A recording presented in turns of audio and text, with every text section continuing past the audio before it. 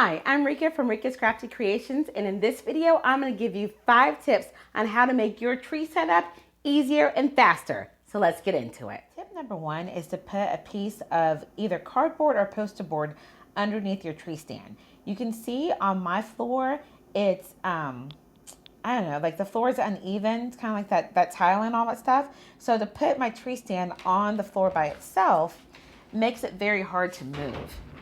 So if I put this here and I'm coming up against these grooves, and these grooves, once there's a fully loaded tree on here, it becomes next to impossible to move. However, if I put the tree stand on a piece of cardboard, regardless of how heavy the tree gets, the cardboard allows me to slide the tree easily from place to place if I need to move it around, shift positions, or anything like that. So this is tip number 1, either a piece of cardboard or poster board underneath your tree stand. What would also be really neat is to get one of those, the plant stands with the wheels on it for the really heavy plants.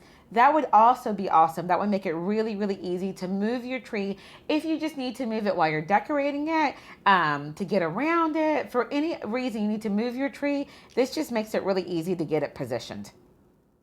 Tip number 2 is to make sure I fluff each section of the tree one section at a time. You can see it's much easier and faster. It allows me to focus on this particular section of the tree and make sure the tree has a full blowout.